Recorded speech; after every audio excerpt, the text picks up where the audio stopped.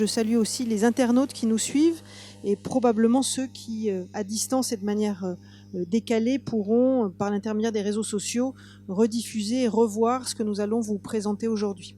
Donc en plus de la communication qui est faite très régulièrement sur les participants que vous êtes à cette cohorte, nous avons jugé important de vous transmettre les premiers résultats qui sont issus de votre participation aux travaux de cette cohorte pour qu'on puisse vous les présenter et ensuite en discuter en direct avec vous puisqu'il y aura un temps d'échange et de discussion. Et j'en profite bien sûr pour vous remercier tous beaucoup d'avoir participé à cette cohorte, de passer du temps avec nous pour que nous puissions avoir accès à toute une série de données qui, vous allez le voir, sont extrêmement importantes pour mieux comprendre cette pathologie, mieux développer des outils diagnostiques et bien sûr à terme des stratégies thérapeutiques. Pour vous expliquer de quoi il s'agit, on va vous présenter un petit film concernant les centres experts auxquels vous avez tous participé pour vous montrer donc ce que sont les centres experts et comment est-ce que les liens se sont faits entre cette cohorte et les centres experts. Donc je laisse l'image et le petit dessin animé vous présenter ces centres experts. Le parcours patient dans les centres experts fondamentaux. Du soin à la recherche. Aujourd'hui, une personne atteinte d'une maladie mentale attend parfois des années avant d'obtenir un diagnostic précis, puis un traitement adapté. Pour améliorer la précision du diagnostic et aider les médecins traitants dans la prise en charge de leurs patients, la Fondation Fondamentale a créé en France plus de 50 centres experts, tous abrités au sein de centres hospitaliers et spécialisés dans une pathologie. Schizophrénie, troubles bipolaires, dépression résistante ou troubles du spectre de l'autisme sans déficience intellectuelle. Selon la pathologie, les centres experts proposent le même parcours de soins et utilisent les mêmes outils d'évaluation. Quand un patient est adressé à un centre expert par son médecin traitant, une première consultation psychiatrique permet de faire un point global sur son état de santé. Si cela est jugé nécessaire par le psychiatre, une équipe pluridisciplinaire réalise alors, plusieurs semaines après, un bilan médical complet, somatique, psychiatrique, psychologique et cognitif. Le patient est tout d'abord reçu par un infirmier qui recueille les premières données cliniques et biologiques en réalisant notamment une prise de sang, un électrocardiogramme ou la mesure de sa tension artérielle. Il est ensuite vu par un psychiatre pour évaluer les symptômes de sa maladie, leur évolution et les traitements en cours. Enfin, un psychologue ou un neuropsychologue explore à l'aide de tests ses émotions, sa mémoire, son attention, sa compréhension et sa concentration. À l'issue du bilan, un diagnostic est posé et un compte-rendu détaillé accompagné de recommandations de prise en charge sont remis au patient et à son médecin. L'équipe hospitalière réalise un suivi annuel pour faire le point sur l'évolution de la maladie et le bénéfice des recommandations proposées. En parallèle, l'ensemble des données cliniques et biologiques recueillies sont, si le patient est d'accord, anonymisées et mises à la disposition des chercheurs. L'équipe médicale peut proposer au patient de participer, avec son consentement, à des projets de recherche spécifiques nécessitant des prélèvements, des examens ou des évaluations complémentaires. La Fondation Fondamentale s'est donnée comme priorité de constituer la plus grande banque de données française en psychiatrie, reposant sur l'infrastructure des centres experts. Grâce à ce dispositif unique, la Fondation a pour ambition de faire progresser les connaissances, afin de proposer à chaque patient un diagnostic plus fiable et un traitement sur mesure. On parle de médecine de précision. Véritable alliance du soin et de la recherche, les centres experts invitent les patients à devenir acteurs des progrès de la médecine.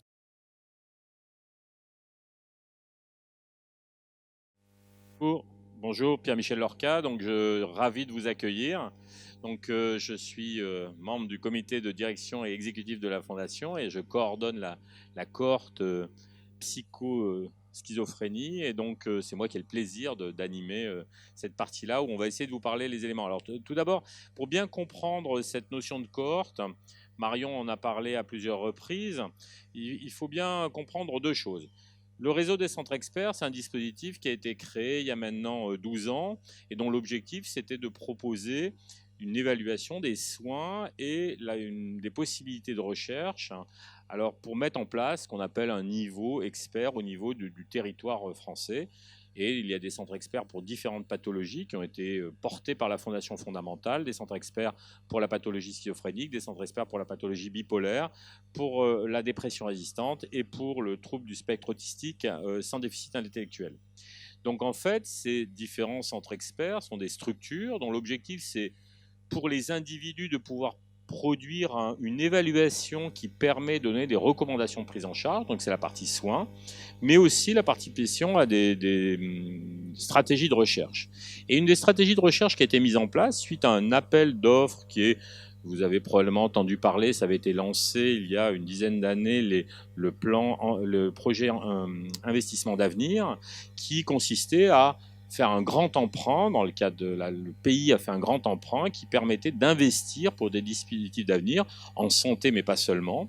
Et la Fondation avait postulé pour un projet de création de cohortes. Donc le cohorte, c'est des groupes de gens qui sont suivis dans le temps, et donc qui étaient des cohortes portant sur les patients qui souffraient d'un trouble bipolaire et d'un trouble schizophrénique, avec l'idée que la compréhension de la maladie passe par l'exploration de l'évolution de la maladie dans le temps. Bien sûr, quand on souffre d'une maladie, qu'on est suivi par un médecin, le médecin qui vous voit connaît votre évolution, vous-même, votre entourage, vous avez une idée de ce qui se passe.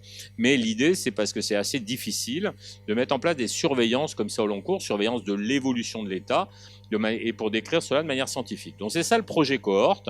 Donc bien sûr, mettre en place une cohorte, on s'est appuyé sur le réseau des centres experts qui préexistait.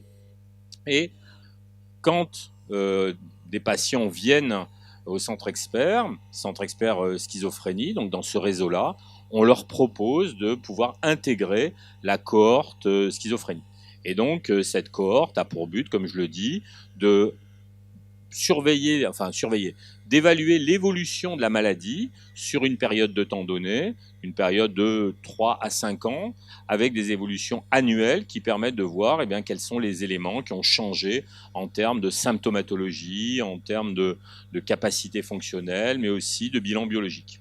Donc c'est ça le projet de manière générale qui s'est déployé dans le temps et qui se termine courant de l'année prochaine, et qui est un projet qui consistait à recruter 800 personnes dans la cohorte de patients souffrant de troubles bipolaires et 400 personnes dans la cohorte de patients souffrant de troubles schizophréniques. Bien sûr, de nombreux autres patients ont été inclus dans ces projets de suivi au long cours dans le cadre des centres experts, mais le projet cohorte psycho, dont on vous a parlé à plusieurs reprises, c'est cela. Et en fait, c'est aujourd'hui, on veut vous montrer, nous voulons partager avec vous des travaux de recherche qui ont été produits à partir des données qui étaient recueillies dans cette cohorte, pour que vous puissiez voir à la fois comment la participation a permis d'aider à la compréhension de certains éléments du fonctionnement liés à la maladie, et pour essayer de voir quel type de stratégie on peut faire pour améliorer le pronostic et l'évolution de la maladie. Donc, 3 cliniciens-chercheurs ou chercheurs qui ont participé à ce travail vont vous présenter successivement leurs travaux. Donc je vais les appeler tous les 3. Ils sont en train d'être briefés parce qu'on leur dit ce qu'il faut dire. Venez monter. Donc nous avons les docteurs... alors non, d'abord, Madame Ophélia Godin, qui n'est pas docteur en médecine, mais qui est épidémiologiste. Normalement, je ne devrais pas te faire de distinguo de genre, mais malgré tout, c'est quand même elle que je présente en premier. Le docteur Julien Dubroc. Donc, Ophélia travaille à la Fondation fondamentale à Créteil. Le docteur Julien Dubroc travaille au Centre hospitalier Saint-Égrève à Grenoble. Et le docteur Guillaume Font travaille à l'assistance publique des hôpitaux de Marseille. Il a travaillé auparavant à Créteil. Donc je vais leur céder la parole, tous les 3, pour une dizaine de minutes chacun, de façon à ce qu'ils puissent partager avec vous des travaux. Certains travaux, ils vont présenter des résultats qui sont plutôt des résultats transversaux, c'est-à-dire d'observation de la cohorte à un temps T, mais d'autres sont des résultats longitudinaux, ce qui est très important, ce qui est le suivi dans le temps des patients qui souffrent de troubles schizophréniques, et donc ça nous permet de comprendre sur cette maladie et pour évaluer les interventions, et c'est vraiment tout l'intérêt de ces travaux de cohorte. Guillaume ? Merci Monsieur Lorca, bonjour à tous. Donc, je suis le docteur Guillaume Font, je travaille actuellement à Marseille, mais j'ai rencontré certains d'entre vous, certains patients, certaines familles à Créteil au centre expert il y a déjà maintenant quelques années. Et donc je remercie donc toutes les personnes présentes dans la salle, toutes les personnes qui nous regardent sur Internet, parce que donc c'est grâce à vous qu'on peut faire avancer la recherche, mais surtout le soin qui est délivré au quotidien. Parce qu'une critique qui est faite beaucoup à la recherche, c'est qu'elle peut être déconnectée de la réalité, être enfermée dans des laboratoires, alors que nous, notre préoccupation, c'est vraiment changer la vie des personnes au jour le jour et rapidement, le plus rapidement possible. C'est pour ça que les centres experts ont été créés, pour accélérer cette transition entre les découvertes et leur application dans la vie quotidienne. Alors, quand j'ai commencé à travailler sur la base des centres experts, donc j'ai été coordinateur du réseau avec le professeur Lorca, et donc on a animé, donc on se réunissait tous les mois avec 10 centres experts répartis partout en France, et chacun avait des thématiques de recherche différentes, et on échangeait tous ensemble pour essayer de comprendre, voilà, de se faire partager nos réflexions, nos découvertes et notre expérience aussi au jour le jour avec les gens que nous recevions. Et donc nous avons ensuite analysé les données que nous avons recueillies, donc toutes les données qui ont été recueillies au cours des bilans, donc c'était informatisé, ça a été fastidieux pour les personnes qui ont rempli les questionnaires, donc je les remercie encore, et ça nous a apporté beaucoup d'informations. Alors, au fur et à mesure que on a fait tourner les analyses, on s'est rendu compte d'une chose, c'est qu'il y avait quelque chose qui revenait vraiment très très très souvent dans la problématique du soin, c'était la dépression. Alors qu'en fait, on se dit, on est dans le centre expert, schizophrénie. Donc pourquoi est-ce que c'est la dépression? En fait, on pense que la dépression, c'est une dimension qu'on retrouve dans beaucoup de troubles psychiatriques et que c'est une conséquence du trouble mental indépendante. Et il y avait un débat depuis plusieurs dizaines d'années dans la schizophrénie qui était de dire, mais est-ce que la dépression existe vraiment dans la schizophrénie ou est-ce que ce sont des symptômes de la schizophrénie qui prennent l'apparence de la dépression? Et notamment, on avait beaucoup de mal à faire la différence entre les symptômes qu'on appelle négatifs, donc par exemple la diminution de l'expression des émotions, le fait de manquer de motivation, et des symptômes proprement dépressifs comme avoir envie de mourir, avoir une tristesse, avoir un désespoir présent presque toute la journée, permanent. Et donc, pour beaucoup de patients, le traitement se limitait à la question du délire, des hallucinations, un peu des symptômes négatifs et quasiment pas de la dépression. Et on s'est rendu compte chez les patients qui sont venus au centre expert que plus de la moitié avaient une problématique de dépression au moment du bilan du centre expert. Et parmi cette moitié, il y en avait un tiers qui était correctement diagnostiqué et traité, un tiers qui était correctement diagnostiqué mais pas traité, et puis un tiers qui était ni diagnostiqué ni traité. Donc ça veut dire qu'on avait un grand nombre de patients, environ un patient sur trois, qui avait un problème actuel de dépression, qu'elle soit traitée ou non au moment où il venait au centre expert. Alors la question du traitement de la dépression, c'est une question qui est très vaste, on pourrait y passer des heures. Il y a des traitements pharmacologiques et puis des traitements non pharmacologiques. Et au centre expert, on essaye de bien insister aussi sur l'importance de tout ce qui est non pharmacologique. On sait qu'on reproche beaucoup aux psychiatres d'être trop centrés sur le médicament, alors qu'il y a beaucoup d'autres choses que le médicament. Et ça, au centre expert, on a intégré toutes ces prises en charge alternatives. Le docteur Dubreuil va nous parler de la réhabilitation, par exemple. Il y a de nombreuses psychothérapies et puis d'autres approches, notamment basées sur la psychonutrition et l'activité physique qu'on développe de plus en plus. Parce qu'il y avait une idée reçue aussi avant, c'était que quand on avait une schizophrénie, on n'avait pas la motivation pour faire du sport et que c'était trop compliqué de changer son alimentation et que c'était trop compliqué d'arrêter de fumer, etc., etc. Alors si je parle de fumer, c'est pas un hasard, c'est parce qu'on s'est rendu compte aussi qu'il y a des liens très forts entre le tabac et la dépression. Chez les personnes qui sont venues nous voir, 1 sur 2 était tabagique active, c'est-à-dire qu'elle consommait tous les jours des cigarettes et souvent c'était plus de 25 cigarettes par jour, donc voilà, du tabagisme vraiment très poussé.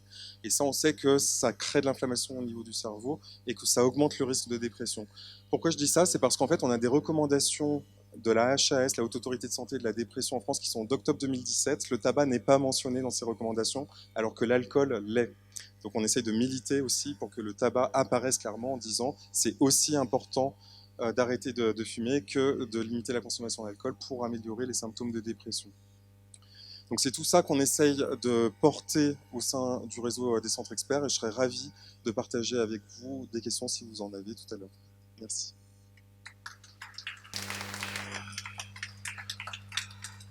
Merci Guillaume. Donc c'est l'importance d'un certain nombre de symptômes et en fait Guillaume a beaucoup insisté, mais c'est vrai que il y a aussi beaucoup d'idées reçues moi j'ai appris la psychiatrie il y a longtemps, mais en fait quand on apprenait la psychiatrie il y a 25 ans, on vous disait que la dépression chez les patients souffrant de schizophrénie ne devait pas être soignée parce que c'était parfois certains considéraient que c'était un facteur plutôt normal au cours de l'évolution qui devait être considéré comme faisant partie de l'évolution naturelle de la maladie. Or en fait on a beaucoup d'éléments qui montrent que au contraire c'est un facteur dont il faut prendre soin car c'est vraiment un élément qui peut au contraire avoir des effets négatifs sur l'évolution de la maladie. Donc c'est quand même des éléments importants de compréhension et d'observation et suivre les gens au long cours permet véritablement parfois de rectifier des idées qui sont des représentations qui n'étaient pas forcément basées sur des perspectives scientifiques et je pense que ça modifie véritablement la qualité du soin qu'on peut apporter. Maintenant, je vais passer la parole à Ophélia Godin, qui est donc épidémiologiste et qui est une chercheuse qui nous apporte beaucoup d'informations grâce à ses nombreuses connaissances. Merci, professeur Yorka. Bonjour à tous. Je suis ravie d'être là aujourd'hui et de pouvoir partager avec vous quelques résultats de la cohorte. Et donc, je vais vous parler des rechutes et des facteurs associés à ces rechutes. Alors, comment on définit une rechute? Nous, on la définit par un nouvel épisode psychotique aigu d'une durée de 7 jours minimum qui peut être rapporté par l'individu, par sa famille ou son entourage, ou par le psychiatre traitant, et très souvent qui est accompagné d'une aggravation générale de l'état de la personne, en particulier une baisse de fonctionnement. Donc, les rechutes, elles sont très prévalentes dans la schizophrénie et il y a des études qui montrent qu'après un premier épisode psychotique, environ jusqu'à 60% des individus rechutent dans la première année et les taux de rechute vie entière, donc au cours de la vie, ont été estimés jusqu'à 80% dans la schizophrénie. Alors les conséquences de ces rechutes, elles peuvent être dévastatrices pour les individus, à la fois sur le plan des symptômes, mais aussi sur les capacités cognitives, sur la résistance au traitement, le fonctionnement ou encore la qualité de vie. Et du coup, pouvoir prédire ces rechutes et pouvoir mieux connaître les facteurs associés à ces rechutes, les facteurs annonciateurs des rechutes, c'est vraiment un des grands challenges et un des enjeux des chercheurs et des médecins pour pouvoir du coup adapter la stratégie thérapeutique et puis prolonger le plus longtemps possible les périodes de stabilisation. Alors, dans la littérature, il y a déjà des études qui sont intéressées aux rechutes et aux facteurs de ces rechutes. Et donc, il y a un certain nombre de facteurs qui ont déjà été identifiés comme étant associés à un risque augmenté de rechute. Et en particulier, le fait d'être un homme, le fait d'avoir un épisode psychotique précoce dans la vie, le fait d'avoir une durée de psychose non traitée longue ou encore d'avoir des comportements addictifs à l'alcool ou à la drogue, est associé à un risque augmenté de rechute. Les études, elles montrent aussi que le fait de ne pas adhérer à son traitement, de ne pas bien prendre son traitement, mais aussi de ne pas avoir une bonne connaissance, une bonne conscience de sa maladie, est un facteur de risque de rechute. À l'inverse, l'utilisation des antipsychotiques de seconde génération, et en particulier la clozapine et l'olanzapine, ont été montrés comme étant associés à des risques diminués de rechute. Le problème, c'est que la plupart de ces études, elles ont été réalisées sur des individus qui étaient en tout début de la maladie, avec un seul épisode psychotique. Et il y a des études des chercheurs qui ont suggéré que les facteurs de risque des rechutes, elles pourraient être différents dans une première rechute ou pour des rechutes ultérieures. Et du coup, grâce aux données de la cohorte, grâce à vous, on a pu nous aussi s'intéresser aux rechutes et aux facteurs de risque des rechutes. Et donc, on a pu suivre 200 individus pendant 1 an au sein des centres experts fondamentaux. Nous, on s'est intéressé à l'impact des maladies cardiovasculaires sur les rechutes. Alors, pourquoi les maladies cardiovasculaires ? Eh bien, parce qu'on sait que c'est la première cause de mortalité dans cette population, avec une espérance de vie qui est diminuée de 10 à 15 ans par rapport à la population générale, et en partie, c'est dû à ces maladies cardiovasculaires. Et pour autant, aucune étude ne s'était intéressée à l'impact de ces pathologies sur le risque de rechute. Donc nous, on a focalisé plutôt sur le syndrome métabolique, qui n'est pas une maladie en soi, mais qui représente un ensemble de perturbations biologiques et cliniques qui sont associés au risque cardiovasculaire. Et donc, c'est le fait, par exemple, d'avoir des chiffres de pression élevés, d'avoir une glycémie élevée, d'avoir des triglycérides élevés, ou d'avoir un tour de taille élevé. Des études ont montré que les individus qui avaient un syndrome métabolique avaient 3 fois plus de risque de développer une maladie cardiovasculaire et 5 fois plus de risque de développer un diabète. Donc, dans notre cohorte, on a observé qu'environ 37% des individus rechutaient au cours de la première année de suivi. Et on a montré que les individus qui présentaient un syndrome métabolique avaient 3 fois plus de risque de rechuter au cours de l'année, comparé aux individus qui n'avaient pas de syndrome métabolique. On observe aussi que les individus qui ont des symptômes résiduels à l'entrée dans l'étude ont plus de risque de faire une rechute au cours du suivi. Aujourd'hui, les recommandations actuelles pour la prise en charge du syndrome métabolique dans la schizophrénie, elle est uniquement basée sur le surrisque cardiovasculaire.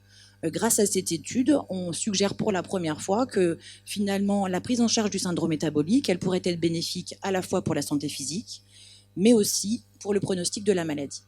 Alors, s'il s'agit d'une première étude, donc il faut d'autres études complémentaires pour confirmer ces résultats, avec plus d'individus, avec un suivi plus long, et puis qui pourra permettre d'explorer si un paramètre du syndrome métabolique plutôt qu'un autre est associé au risque de rechute. Dans la deuxième étude, on s'est intéressé à prédire la rechute au temps T. Donc, on a utilisé des techniques d'analyse dites de machine learning. Donc, je ne vais pas rentrer dans les détails. C'est le professeur Font qui a surtout mené ce travail. Mais en règle générale, on est souvent limité en fait, dans la recherche sur le nombre de variables qu'on étudie. Et grâce à ces nouvelles techniques-là, on peut explorer un grand nombre de données. Et donc, dans cette cohorte, on a pu suivre un peu plus de patients. Donc, on avait 300 individus suivis pendant 2 ans dans les centres experts fondamentaux. On observe que parmi eux, environ 40% rechutent au cours des 2 années de suivi. Et on a pu montrer que des niveaux de colère élevés ou des niveaux d'agressivité physique élevés étaient les meilleurs prédicteurs de rechute au cours des 2 ans.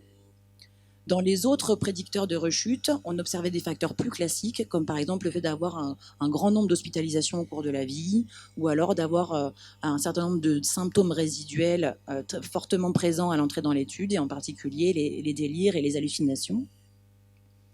Alors, ça ne veut pas dire qu'il n'y a pas d'autres facteurs qui sont associés aux rechutes, mais ça veut juste dire que c'est ces facteurs-là qui prédisent le mieux la rechute à 2 ans. Donc cette étude, elle a permis vraiment de souligner l'importance d'évaluer l'agressivité physique dans la schizophrénie. C'est un domaine qui n'est pas très étudié dans la littérature. L'idée, c'est de pouvoir après proposer des stratégies de prévention personnalisées. Et par exemple, il y a une étude qui a montré que le fait de prendre de la clozapine diminuerait l'agressivité chez les individus atteints de schizophrénie. Alors nous, dans notre étude, on n'observe pas vraiment ça. On n'observe pas d'effet protecteur de la clozapine non plus sur les rechutes, mais d'autres études complémentaires sont nécessaires pour creuser sur ce sujet. Donc d'une manière générale, ces 2 études, elles ont permis de montrer que les facteurs de risque de rechute n'étaient pas les mêmes qu'on soit au tout début de la maladie ou quand on est plus avancé et plus installé dans la pathologie. Et elle met en évidence l'importance de prévenir, de diagnostiquer et de traiter le syndrome métabolique, mais également d'évaluer les niveaux d'agressivité chez les individus atteints de schizophrénie. Et puis je voulais terminer en vous remerciant de participer à cette cohorte. C'est vraiment tout l'intérêt des cohortes, de pouvoir suivre les individus au cours du temps et puis de pouvoir du coup mieux comprendre l'évolution de la maladie. Voilà, je vous remercie. Merci beaucoup. Donc, comme vous le voyez, ce type de travaux, on a parlé donc par exemple de s'intéresser à la dépression, mais on voit s'intéresser à la fois à l'agressivité, on l'a dit, mais aussi au niveau de colère, mais aussi au syndrome métabolique, qui sont vraiment des éléments. On parlait du transfert de la recherche vers le soin. L'objectif pour nous, c'est de partager cela avec les collègues de façon à ce que lorsque des patients souffrant du trouble schizophrénique sont suivis, l'attention soit apportée par les collègues sur ces éléments qui sont des facteurs associés à un risque plus important de rechute et donc permettent de développer des stratégies qui essaient de prévenir autant que faire se peut ces rechutes pour diminuer les conséquences dont on a vu qu'elles sont très importantes.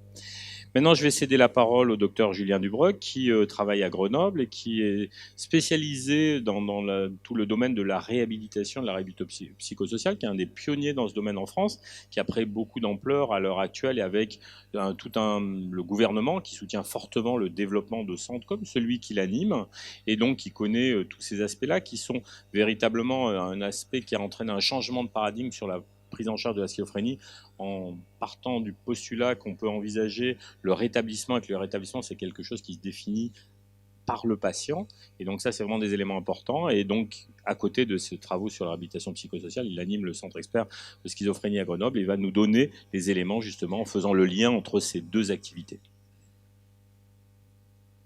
Merci.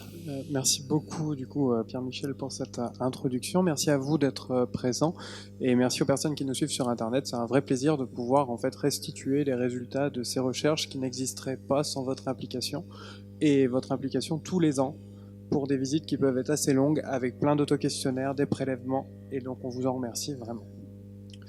Donc les soins de réhabilitation psychosociale, qu'est-ce que c'est ?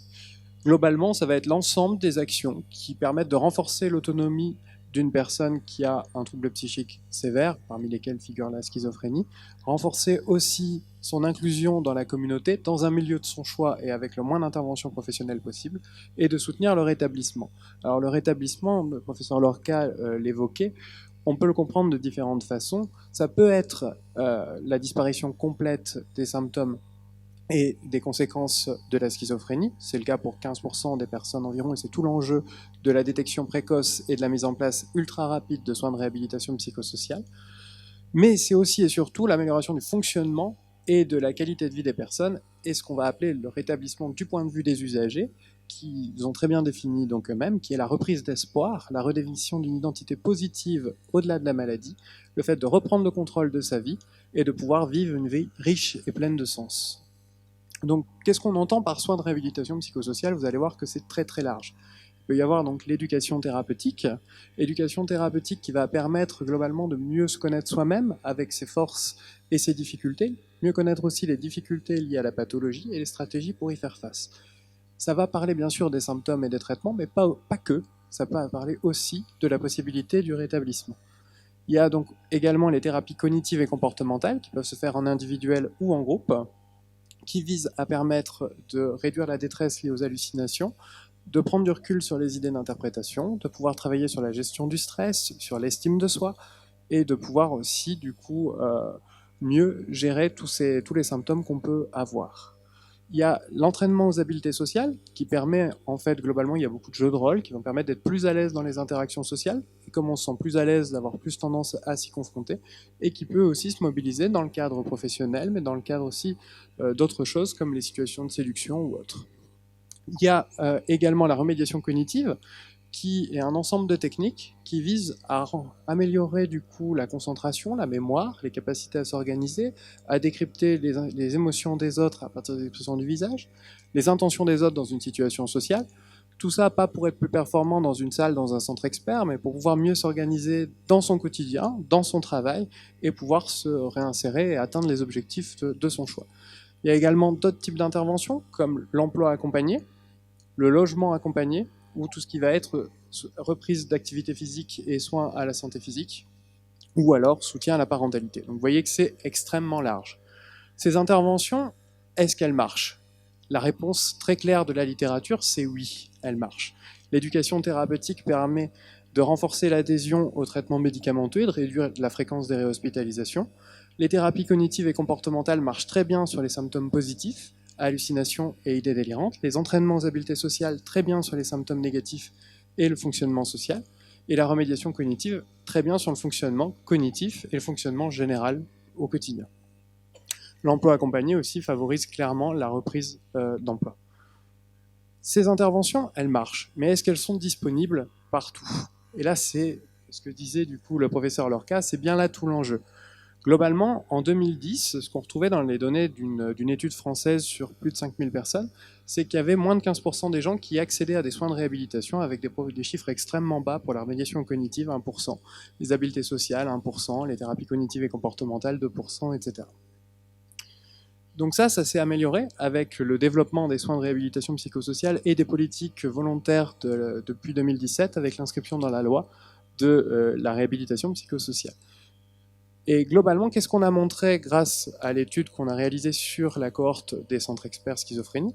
On a montré que le fait de participer au centre experts schizophrénie augmentait la fréquence des interventions de réhabilitation psychosociale à 35% entre la première visite et la visite annuelle. Vous voyez que c'est énorme chez des gens qui avaient eu, pour moins de 3% d'entre eux, accès à des soins de réhabilitation au cours de l'année précédente. Donc ça, c'est déjà énorme. Par contre, ça reste malheureusement insuffisant, parce que si 35% des gens accèdent, ça veut dire que 65% n'accèdent pas. Et donc, une des pistes pour la recherche future, c'est aussi de mieux comprendre qu'est-ce qui fait que telle ou telle personne va pouvoir accéder aux soins de réhabilitation, qu'est-ce qui va pousser le médecin à lui proposer, ou pousser telle ou telle personne à le demander, puisque bien sûr, les personnes sont en droit et tout à fait légitimes à demander tel ou tel type d'intervention dans leur centre expert ou centre de réhabilitation respectif.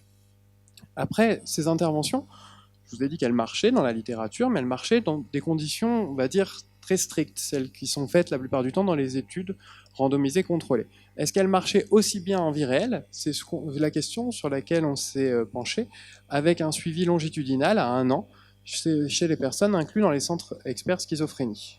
Et la réponse, elle est très clairement oui. Ceux qui avaient eu au moins une intervention, donc les 35% de personnes, avaient un fonctionnement qui était significativement meilleur, avaient moins de symptômes négatifs, moins de symptômes positifs, un meilleur fonctionnement cognitif, un meilleur insight, meilleure conscience des troubles et de la nécessité des soins, et une meilleure adhésion au traitement médicamenteux.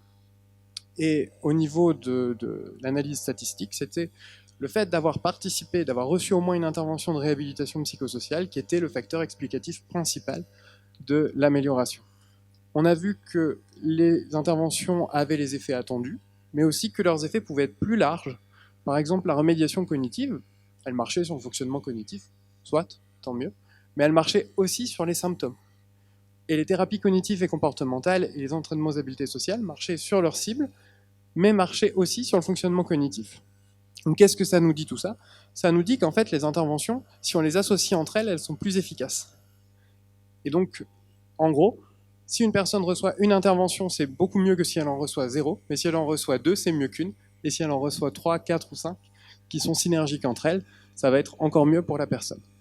Et donc dans une optique de médecine personnalisée, tout l'enjeu et toute l'idée serait de pouvoir trouver quelle stratégie proposer à quelle personne, à quel moment, pour pouvoir du coup atteindre le meilleur objectif, et surtout l'objectif fixé par la personne elle-même.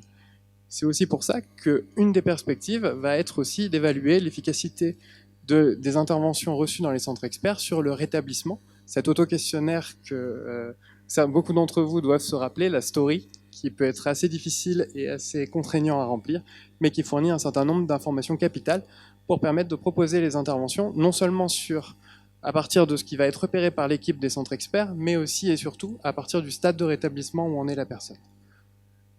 Merci de votre attention.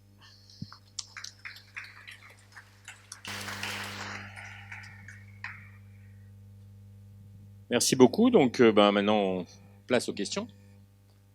Alors, ça va paraître bizarre, mais comme on n'a qu'un seul micro, on répète les questions, c'est ça? Donc vous posez la question, mais on le répétera dans le micro pour que ça passe sur Internet. Donc ne vous inquiétez pas si vous m'entendez répéter comme un perroquet, c'est normal.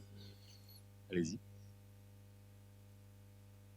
Alors je vais répéter les 3 questions. Est-il prévu, alors en tout cas est-il envisagé qu'on puisse trouver un traitement du même type que la risperidone, le risperdal, mais sans les effets secondaires? La deuxième question, c'est les patients souffrant de schizophrénie sont-ils stigmatisés par la société? Et la troisième question, c'est peut-on guérir de la schizophrénie? Donc je m'adresse à nos collègues. Guillaume, Bonjour Romain. C'est des questions compliquées. Le traitement qui n'a pas d'effet secondaire, on le cherche, on essaye d'améliorer. Il y a eu déjà beaucoup de progrès qui ont été faits depuis les premiers antipsychotiques qui ont été développés dans les années 50. On sait qu'il y a encore des effets secondaires et que malheureusement, on doit parfois choisir entre les effets secondaires. Soit ça fatigue beaucoup, soit ça fait prendre du poids, soit ça fait fiche. Bon. On essaye au centre expert justement de trouver la meilleure combinaison possible, c'est-à-dire aussi d'adapter la meilleure dose possible pour qu'il y ait le moins d'effets secondaires possible. Souvent, il y a des effets secondaires qu'on attribue au traitement, mais qui ne sont pas forcément liés au traitement. Je donne un exemple très concret. On s'est intéressé aux problèmes sexuels. En fait, on sait que c'est un effet secondaire très fréquent des antipsychotiques. Et on s'est rendu compte qu'il y avait 40% des personnes qui venaient au centre expert qui avaient un problème de dysfonction sexuelle, donc troubles de l'érection chez l'homme en majorité, troubles de la libido chez la femme en majorité. Et on s'est rendu compte que ces troubles sexuels, ils étaient liés à plus de dépression et plus d'inflammation et plus d'anticholinergiques. Les anticholinergiques, c'est un traitement qui a pour but de corriger les effets secondaires des antipsychotiques. Donc ça veut dire que à côté du traitement, il y a d'autres choses qu'on peut proposer pour améliorer les effets secondaires aussi. Donc parfois, c'est pas qu'une question de changer d'antipsychotique ou d'adapter la dose, ça peut être regarder l'alimentation, regarder l'activité physique, regarder les addictions, et tout ça peut aussi améliorer des choses. Donc ça, c'est pour la première question. La deuxième question, la stigmatisation, bah, malheureusement, oui.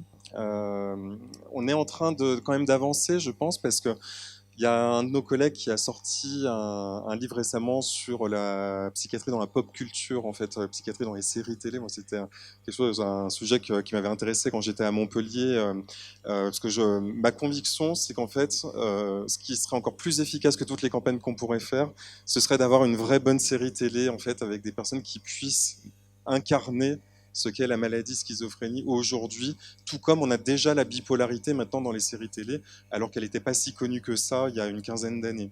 Maintenant, il y a plein de séries télé, notamment américaines, où il y a des personnages qui ont des bipolarités, qui sont parfaitement intégrés, et qui sont en plus cohérentes, qui montrent vraiment ce qu'est la maladie et le traitement. Donc pour la schizophrénie, j'en ai pas encore trouvé, j'espère que ça viendra, et je pense que ça, ce sera quelque chose qui pourra vraiment déstigmatiser la maladie. Enfin, pour la question de la guérison, c'est une question qui est compliquée parce que même le terme de guérison, en fait, il est compliqué. C'est-à-dire que si l'idée derrière le mot guérison, c'est revenir comme à l'état d'avant, ça c'est pas possible parce qu'en fait, la maladie, elle laisse une trace de toute façon, mais c'est pas forcément négatif. C'est comme quand on a une blessure, on a une cicatrice. Cette cicatrice, elle nous rappelle quelque chose de notre histoire. Elle est présente, le corps a consolidé, il a réparé, mais la marque, elle est là. Et donc c'est ça qu'on souhaite, nous, dans la schizophrénie, c'est que même si on a encore la trace, parce que ça impacte une vie, quand même, cette maladie, voilà, c'est pas rien, en fait, sur l'impact que ça a dans la vie quotidienne, qui s'exprime de façon différente selon chaque personne, mais qui est toujours marquant. Et ce que l'on souhaite, c'est qu'elle soit vraiment au rang d'un souvenir, en fait, qui aura permis à la personne, comme l'a dit Julien Dubroc, d'avoir au final une vie plus riche et plus pleine de sens. Parce qu'en fait, la schizophrénie, elle tombe dans la vie comme peut tomber un cancer, un accident de la route. Et ce que l'on souhaite, c'est que la personne puisse, à partir de cette expérience qui est très douloureuse et marquante, enrichir sa vie et devenir une personne qui est encore plus alignée avec ce qu'elle souhaite vraiment mettre en place dans sa vie. Parce que, au final, la maladie mentale, c'est aussi être contraint par la force des choses, de changer des choses dans sa vie, même si on n'a pas envie de le faire à ce moment-là, mais justement, c'est un signal fort pour dire qu'il y a quelque chose qui dysfonctionne dans le corps et que du coup, il faut qu'on identifie en fait qu'est-ce qui nuit à notre cerveau, à notre corps, parce que la maladie mentale, c'est aussi dans le corps, c'est pas que dans le cerveau. Et ça, c'est une forme de cadeau pour pouvoir aussi changer des choses peut-être plus rapidement que d'autres personnes qui n'ont pas fait cette expérience. Je donne un autre exemple, en fait, pour la dépression, par exemple. Moi, je vois la différence entre les personnes qui ont fait un épisode dépressif et celles qui n'en ont pas fait. Quand on a fait un épisode dépressif dans la vie, je pense que ça enseigne beaucoup de choses sur soi-même et sur ce qu'est la fragilité aussi de notre état, de notre cerveau, et que ça rend aussi beaucoup plus attentif et beaucoup plus dans le soin et la compassion pour les autres, en fait. On n'est plus compassionnel pour la souffrance des autres quand on a soi-même expérimenté ce que c'est en direct. Donc voilà, c'est ça pour la réponse à cette question-là. On n'a pas, pour l'instant, d'outil miraculeux qui permet comme ça de faire disparaître la schizophrénie, si c'était ça la question. Compléter par rapport à la question de la stigmatisation, oui, malheureusement, la schizophrénie reste très stigmatisée, et pas seulement par le grand public, aussi par les professionnels de santé, et y compris de santé mentale, avec pas forcément les mêmes stéréotypes, mais quand même, ils restent toujours bien présents. Et ça peut avoir des conséquences assez catastrophiques sur les personnes qui vont être très conscientes avant de développer un trouble psychique, des préjugés concernant la schizophrénie, et qui vont pouvoir les internaliser et les appliquer à eux-mêmes. Ça va être ce qu'on appelle l'autostigmatisation, quand une personne finalement va en arriver à se dire « je ne suis pas une personne, je suis une maladie, je suis schizophrène ». Et ça, c'est associé à plein d'effets négatifs, notamment sur les symptômes, sur l'adhésion aux soins, la motivation à s'engager dans des objectifs de vie et le fonctionnement social et professionnel. Alors, est-ce que ça veut dire que c'est une fatalité et qu'on ne peut rien faire? Non, clairement pas.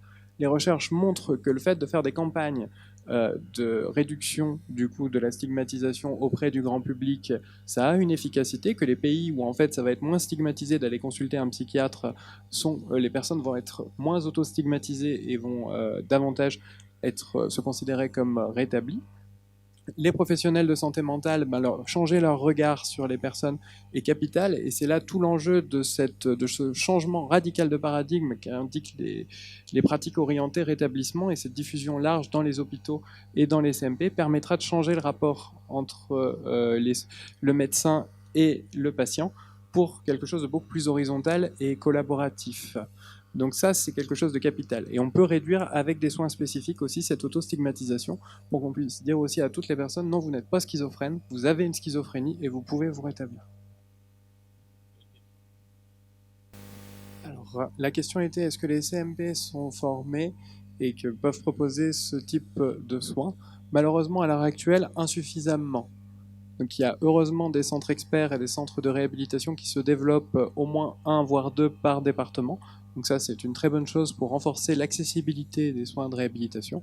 Mais vous avez totalement raison, il faut, et c'est ce qui a commencé à être construit avec des modules de e-learning par les centres de réhabilitation psychosociale et des formations larges, pour que tous les professionnels puissent être formés aux pratiques orientées rétablissement et changer leur façon de faire, à la fois dans la décision médicale partagée pour instaurer un traitement, mais aussi dans la prévention des rechutes, etc. Par contre, il faut vouloir se former, et ça, c'est malheureusement pas le cas de tout le monde. Donc il y a 2 questions. Est-ce que si on prend du poids lors d'un traitement lorsqu'on souffre de schizophrénie, ça veut dire qu'on risque une rechute? Première question. Et deuxième question, la psychoéducation, la personne qui pose la question n'a jamais reçu de psychoéducation, n'a jamais été prise en charge dans ce cadre-là. Et à qui s'adresse la psychoéducation? Qui veut répondre? Ophélia, peut-être, pour la prise de poids? Alors, c'est pas parce qu'on prend du poids qu'on va forcément faire une rechute. Ça confère un risque plus élevé, mais ça ne veut pas dire forcément qu'on va automatiquement rechuter dans le suivi. Et par ailleurs, tous les médicaments ne donnent pas des prises de poids. Aujourd'hui, on est incapable de savoir face à une même molécule qui va prendre beaucoup de poids et qui ne va pas en prendre. Donc c'est vraiment avec son médecin psychiatre qu'il faut discuter sur, si jamais vous vous rendez compte que vous prenez beaucoup de poids, discuter avec votre médecin psychiatre pour voir comment adapter au mieux le traitement, essayer à votre niveau d'avoir une hygiène de vie, une bonne hygiène de vie, donc faire du sport, comme on l'a dit, on a évoqué aussi l'alimentation. Essayer de prévenir et donc d'aller voir régulièrement son médecin généraliste pour faire des bilans sanguins et vérifier que tous les paramètres sont au vert. Sur l'aspect éducation thérapeutique, pour compléter, donc l'éducation thérapeutique, elle devrait être proposée à l'ensemble des personnes qui ont reçu un diagnostic de schizophrénie. Pourquoi? Parce que c'est déjà une démarche qui va permettre d'évaluer avec la personne quelle est sa perception à elle de ses difficultés, de ses ressources et vers où elle veut aller. Et c'est ce qui va nous permettre de guider la prise en charge pour que ce ne soit pas selon les objectifs des soignants, mais les objectifs de la personne elle-même. Donc ça peut être extrêmement large. Telle personne va vouloir connaître ses symptômes pour ne pas rechuter.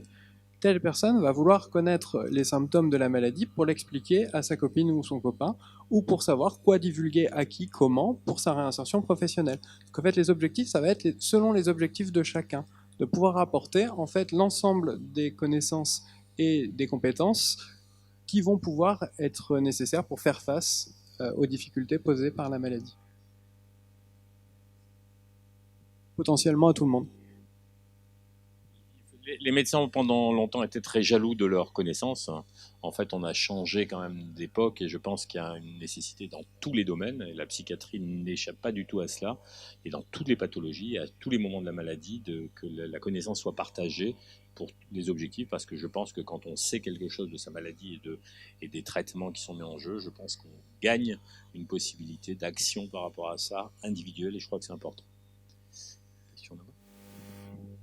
Merci beaucoup de votre témoignage. Je ne vais pas pouvoir restituer complètement, mais je vais essayer d'en dire de ça, mais vous m'excuserez parce qu'effectivement, c'est pour sur les gens qui nous suivent sur Internet. Donc, ce qui était évoqué, c'est dans l'aspect de la déstigmatisation. Le témoignage parlait de l'action des associations. C'était une association qui s'appelle Promesse, qui vous encourageait à rejoindre et qui mène des actions d'explication de la maladie vis-à-vis de l'entourage, de déstigmatisation de la maladie, et évoquer le rôle de la capacité à la contribution à la déstigmatisation pour les individus souffrant de schizophrénie de pouvoir nommer leur maladie.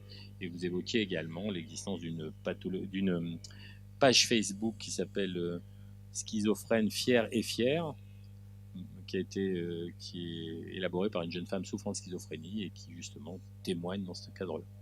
Merci beaucoup, j'ai essayé de restituer le plus précisément possible. Merci. Je vais le monsieur, puis ensuite allez-y monsieur. Alors les questions, c'est premièrement, et après je vais répartir la parole, premièrement, comment est déterminée la durée du projet cohorte, de quelle façon ça a été déterminé. Deuxièmement, existe-t-il des études sur l'impact du jeûne et notamment du jeûne hydrique dans la schizophrénie. La troisième étude, c'est existe-t-il des études où on en est par rapport à la dose minimale efficace.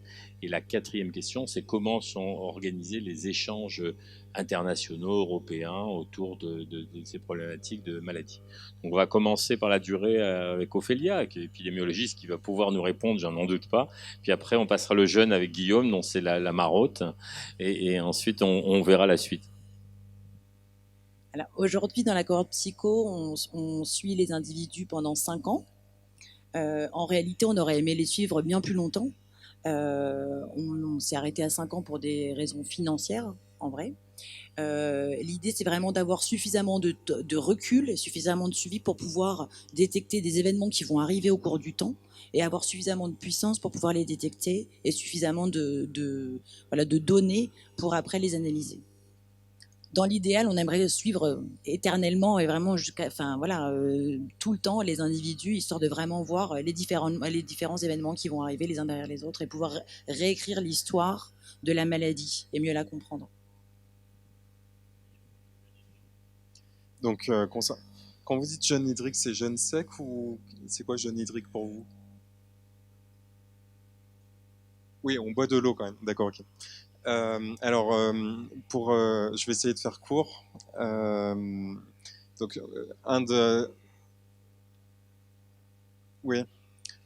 des champs qu'on essaye de développer avec Ophélia, Monsieur Lorca et tout le réseau, en fait, c'est la psychonutrition, c'est tout l'impact de tout ce qu'on fait rentrer dans notre corps en termes d'alimentation, eau et aliments sur la santé à la fois de l'organisme et du cerveau qui sont interconnectés. D'où cette histoire aussi de prise de poids, de dépression, de rechute, où tout est un peu entremêlé, parce que tout ça indique un dysfonctionnement général de l'organisme. Ophélia a publié plusieurs articles sur le syndrome métabolique. Le syndrome métabolique, c'est quand tout commence à dysfonctionner, que la machine s'emballe et qu'on commence à prendre du poids, avoir du sucre qui monte, l'hypertension, tout ça. Donc il y a d'un côté des questions qui sont spécifiques de la schizophrénie et d'autres questions qui sont en fait des questions de société, parce qu'on sait qu'on est dans une société où il y a 10% de syndrome métabolique, c'est mieux que les Américains, mais c'est beaucoup trop élevé encore, et qu'il y a des épidémies d'obésité chez l'enfant, qu'il y a une alimentation qui est de plus en plus pauvre en nutriments, qu'il y a un problème agroalimentaire de par l'agriculture intensive, et que manger une pomme il y a 50 ans, c'est pas la même chose que manger une pomme aujourd'hui.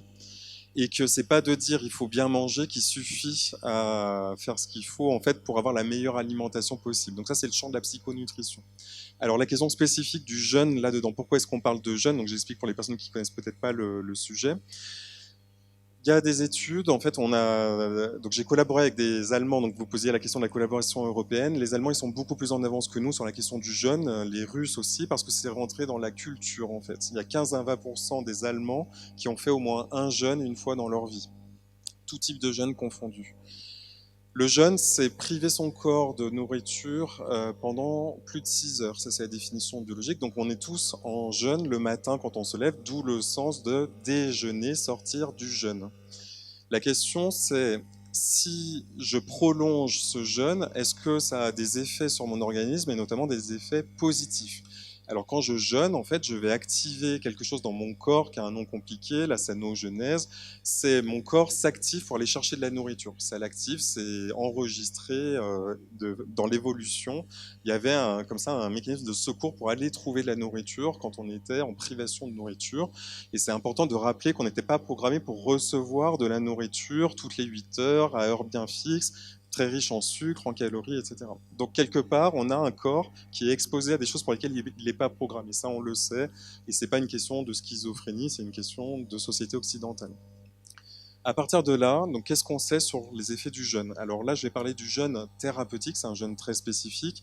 C'est un jeûne où on réduit l'alimentation à 200 à 500 kilocalories par jour. Ça veut dire 2 pommes ou 2 bols de légumes mixés par jour, sans additifs, donc c'est pas grand-chose. Ça permet de prévenir un effet qui s'appelle l'acidocétose, qui peut être dangereux chez les personnes vulnérables, les enfants, les femmes enceintes, les personnes âgées, les personnes diabétiques, les personnes hypertendues, etc.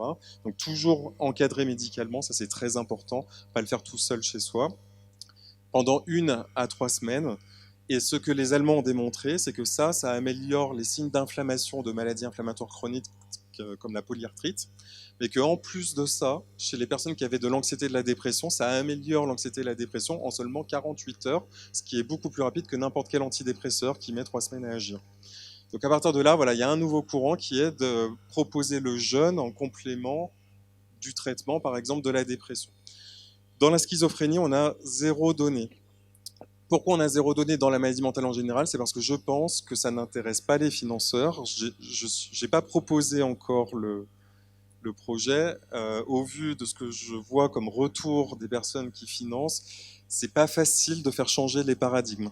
De dire que là, on va pas tester un médicament, on va tester une privation de nourriture. Il y a la question de l'acceptabilité. Est-ce que tout le monde est prêt à se priver de nourriture? Ça, on n'en sait rien. Il y a des personnes qui disent que ça peut être aussi vu comme une forme de maltraitance, hein. Il y a des personnes qui sont très attachées à la nourriture. Il y a des personnes qui tolèrent mal le jeûne, hein, qui disent moi c'est pas possible, c'est très compliqué. Alors il y a une solution intermédiaire à ça, c'est le jeûne intermittent. Donc mettre son intestin au repos pendant 12 à 16 heures par jour. En pratique, ça veut dire sauter le petit déjeuner et réduire sa prise alimentaire entre 13 heures et 20 heures par exemple. Et faire 2 gros repas plus une collation par exemple. Et évidemment des repas avec des aliments nutritifs, sains. Enfin voilà, il ne s'agit pas non plus de... Parce que le ramadan est une forme de jeûne, par exemple, pour les personnes qui pratiquent le ramadan. C'est un jeûne donc, dont on a du recul sur 2000 ans. Voilà, donc ça, c'est des pratiques qui se font déjà. Et en fait, il est démontré que le jeûne intermittent peut améliorer tout un tas de symptômes gastro-intestinaux, comme les ballonnements, les dysfonctions digestives. Et donc l'hypothèse... Donc il y a un grand courant de recherche sur le microbiote intestinal actuellement, c'est que ça pourrait améliorer le microbiote et potentiellement, par toutes les voies qui relient l'intestin au cerveau, améliorer le cerveau. Ce ne sont que des hypothèses actuellement, et je pense que c'est vraiment quelque chose que l'on doit creuser, parce que je pense que ça peut améliorer, en tout cas, la santé du corps au sens des paramètres biologiques qu'Ophélia a présenté tout à l'heure. Donc l'interrogation est sur des études russes peut-être pas traduites, donc vous n'en avez pas connaissance, qui montraient que peut-être un impact chez les patients souffrant de schizophrénie. Voilà une piste à traiter. Alors il nous reste 2 autres questions, mais vous avez vu c'était la marotte de Guillaume et qui connaît très bien. Mais il y avait 2 autres questions, on va aller vite parce que j'ai des sémaphores de Johanna, puis il y avait une question au fond de la salle qui est aussi. Donc premièrement, est-ce qu'il y a des études sur la dose minimale efficace? En fait, il y a des études fréquentes sur la dose minimale efficace, mais il y a un débat autour de la notion de dose minimale efficace des antipsychotiques. Et en fait, les recommandations en plus sont assez variables parce que la dose minimale efficace ne serait pas forcément la dose minimale qui permet de prévenir avec le meilleur amélioration du risque de rechute. Et il y a vraiment un débat sur quelle est la dose. Est-ce que c'est une dose minimale efficace ou c'est la dose qui a permis le traitement de l'épisode index? Et ce débat n'est pas tranché. Malheureusement, il semble quand même que les données, c'est si on maintient la dose de l'épisode index, on a tendance à diminuer le risque de rechute. Donc c'est plutôt ça, les données les plus récentes. Et la quatrième question, c'était les collaborations scientifiques. Guillaume vous en a parlé. On a beaucoup de collaborations avec la Fondation, avec les réseaux des centres experts. On a beaucoup de collaborations avec des collègues européens. On a l'inclusion de beaucoup d'équipes de la Fondation dans des recherches européennes, par exemple, des recherches dans les relations entre gènes et environnement et sur l'impact de l'environnement sur la survenue et l'incidence des troubles psychotiques, par exemple, et donc qui sont des grandes recherches européennes qui permettent justement de mettre une synergie entre les forces des différents pays et avec le travail de promotion de la recherche qui est effectué par la Fondation est un élément important pour essayer de développer de plus en plus ces collaborations. La question dans le fond, puis après on passe à... Excusez-moi, c'était votre... Allez-y. Peut-être un commentaire de Guillaume donc, sur la relation. Donc, la question qui était posée, c'était relation de cause à effet, les liens entre dépression et schizophrénie, et justement comment on faisait le lien relation de causalité. C'était la première question. La deuxième question, c'est dans le contexte d'un milieu protégé, le niveau de formation des personnes qui sont les moniteurs et qui encadrent, qui peut être un niveau de formation insuffisant pour comprendre les événements qui se produisent et avoir un accompagnement qui soit adapté. Et le troisième élément, c'est un jeune entre guillemets sauvage, c'est-à-dire non contrôlé, qui a quand même permis une perte de poids importante dans ce cadre-là, mais aussi une amélioration et par rapport à ça. Je passe la parole à Guillaume pour qu'il réponde rapidement. Dans la première question, il y avait, si j'ai bien compris, c'était l'impact de la relation amoureuse dans la dépression qui peut aggraver la dépression. Est-ce qu'on prenait en cause en fait les circonstances? Oui. Donc en fait, donc c'est la question de la dépression qu'on appelle réactionnelle. Donc en fait, la dépression se révèle souvent. C'est comme s'il y avait une vulnérabilité qui se révèle à l'occasion d'un stress dans la vie, qui peut être une rupture amoureuse, un licenciement, un deuil. Elle peut aussi survenir sans qu'il se passe rien. Ça peut être aussi une dépression saisonnière. On est au mois de novembre. Moi, j'ai énormément de personnes qui témoignent autour de moi d'une recrudescence de symptômes anxieux, dépressifs, y compris des personnes qui n'avaient pas de problème auparavant. Donc il y a la question de la luminosité. Là, il y a une étude qui vient de démontrer, encore une fois, l'efficacité de la luminothérapie dans le traitement de la dépression. Donc il y a beaucoup de choses qui avancent. Donc tout ça, on le prend en compte. Donc en fait, il y a d'abord le traitement de l'épisode dépressif au niveau biologique, s'il y a matière, ça c'est une discussion entre le patient et le médecin. Et évidemment, on prend en compte les facteurs qui peuvent aggraver ou entretenir la dépression. Donc qu'ils soient dans les relations sentimentales, amicales, familiales, l'alimentation, l'activité physique, tout ce qui fait la vie de la personne en fait. Donc simplement, hein, je pense que vous avez raison, vous avez soulevé le point de la formation. Je pense que la formation des encadrants, on a évoqué tout à l'heure ce qu'évoquait Julien autour de la stigmatisation qui peut être à l'œuvre, y compris parmi les professionnels de santé. Et je pense que la formation est un élément essentiel, et en tout cas qui permet de contribuer à la lutte aussi contre les stéréotypes sociaux qui conduisent à la stigmatisation, y compris dans des milieux dans lesquels on pourrait penser que c'est différent, mais les encadrants, les moniteurs, les professionnels de santé sont des gens comme les autres qui sont animés du même type de stéréotypes sociaux. Et parmi les professionnels, ça a été dit par Julien, la représentation des maladies mentales et de la schizophrénie est une représentation qui est parfois marquée par des croyances erronées. Une question pour Ophélia, je veux dire, elle va pouvoir répondre, c'est une question technique, mais auquel elle va pouvoir répondre avec brio. Alors, oui, alors les données la question qui a été posée, c'est ce qu'on a prévu d'appareiller nos données aux données du SNDS. Donc le SNDS, en fait, qu'est-ce que c'est? Ce sont les données issues de l'assurance maladie. Vous savez qu'aujourd'hui, l'ensemble des données issues des hospitalisations, des médicaments, des remboursements, donc, sont répertoriées par l'assurance maladie.